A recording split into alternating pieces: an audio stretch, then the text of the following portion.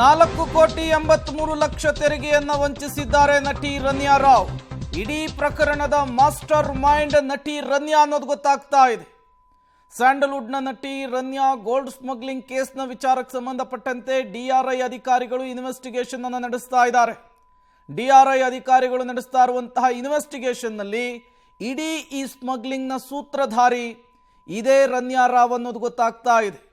ಈಕೆ ಬರೋಬ್ಬರಿ 4.5 ಕೋಟಿ ರೂಪಾಯಿ ತೆರಿಗೆ ವಂಚನೆಯನ್ನು ಮಾಡಿದಾಳೆ ಅನ್ನೋದು ಗೊತ್ತಾಗ್ತಾ ಇದೆ. 14 kg ಚಿನ್ನದ ವಿಚಾರಕ್ಕೆ ಮಾತ್ರ.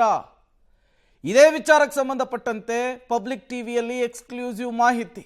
ಈ ನಟಿ ರನ್ಯಾ ರಾವ್ ಯಾವಾಗ ಡಿಆರ್ಐ ಅಧಿಕಾರಿಗಳ ಕೈಗೆ ತಗಲಾಕೊಂಡ್ಲೋ, ನಾನು ಕೇವಲ ಪಾತ್ರಧಾರಿಯಷ್ಟೇ, ನನ್ನನ್ನು ಟ್ರ್ಯಾಪ್ ಮಾಡಿದ್ದಾರೆ, ಇದರ ಹಿಂದೆ ಬೇರೆಯವರಿದ್ದಾರೆ ಅನ್ನುವಂತಹ ಸ್ಟೇಟ್ಮೆಂಟ್ ಅನ್ನು ಕೊಟ್ಟಿದ್ಲು. ಈಗ ಗೊತ್ತಾಗ್ತಾ ಇರುವಂಥದ್ದು ಈಕೆಯೇ ಮಾಸ್ಟರ್ ಮೈಂಡ್, ಈಕೆಯ ಕಿಂಗ್ ಪಿನ್ ಅನ್ನೋದು ಗೊತ್ತಾಗ್ತಾ ಇದೆ. ಮತ್ತಷ್ಟು ಡೀಟೇಲ್ಸ್ ಅನ್ನು ಕೊಡ್ತಾರೆ ಕ್ರೈಮ್ ಬ್ಯೂರೋ ಹೆಡ್ ಮುರಳಿ, ನೇರ ಸಂಪರ್ಕದಲ್ಲಿ ಜಾಯಿನ್ ಆಗಿದ್ದಾರೆ. ಮುರಳಿ, ಇಲ್ಲಿಯವರೆಗೂ ಒಂದು ಲೆಕ್ಕ, ಇನ್ನು ಮೇಲೆ ಮತ್ತೊಂದು ಲೆಕ್ಕ ಅಂತ ಕಾಣಿಸ್ತಾ ಇದೆ ಈ ಪ್ರಕರಣದಲ್ಲಿ. ಇಲ್ಲಿಯವರೆಗೂ ನಾನು ಅಮಾಯಕಿ, ನನ್ನ ಟ್ರ್ಯಾಪ್ ಮಾಡಿದ್ರು, ನಾನು ಅವ್ರು ಹೇಳ್ದಂತೆ ಕೇಳ್ತಾ ಇದ್ದೆ ಅನ್ನುವಂತಹ ಸ್ಟೇಟ್ಮೆಂಟ್. ಈಗ ತನಿಖೆಯ ಮೂಲಕ ಗೊತ್ತಾಗ್ತಾ ಇದೆ ಈಕೆಯೇ ಮಾಸ್ಟರ್ ಮೈಂಡ್ ಅಂತ ಹೇಳಿ. ಹೇಗೆ ಸಾಗ್ತಾ ಇದೆ ತನಿಖೆ ಸಂದರ್ಭದಲ್ಲಿ ಏನೆಲ್ಲ ಗೊತ್ತಾಗ್ತಾ ಇದೆ ಮುರಳಿ?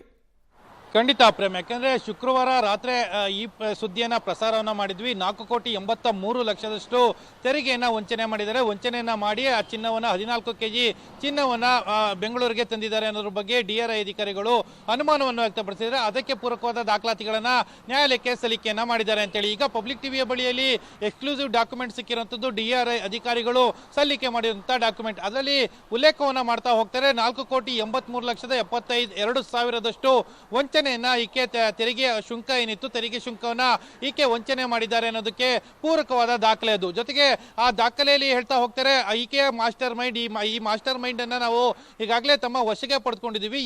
ಈಕೆಯ ಜೊತೆಯಲ್ಲಿರುವಂತಹ ಸಿಂಡಿಕೇಟ್ ಯಾರು ಮತ್ತು ಈಕೆಗೆ ಕೈ ಜೋಡಿಸಿದಂಥವ್ರು ಯಾರು, ಈಕೆಗೆ ಸಹಾಯವನ್ನ ಮಾಡಿದಂಥವ್ರು ಯಾರು, ಇವರೆಲ್ಲರನ್ನೂ ಕೂಡ ಪತ್ತೆ ಹಚ್ಚೋದಕ್ಕೋಸ್ಕರ ನಮಗೆ 3 ದಿನಗಳ ಕಾಲ ಪೊಲೀಸ್ ಕಸ್ಟಡಿಗೆ ಬೇಕು ಅಂತೇಳಿ ಕೇಳಿರುವಂತಹ ಆ ದಾಖಲೆಗಳು. ಆ ದಾಖಲೆಯಲ್ಲಿ ಸಂಪೂರ್ಣವಾಗಿ ಉಲ್ಲೇಖವನ್ನ ಮಾಡ್ತಾ ಹೋಗ್ತಾರೆ. ಆ ಸಿಂಡಿಕೇಟ್ ನ ನಾವು ಬ್ರೇಕ್ ಮಾಡಬೇಕಾಗಿದೆ.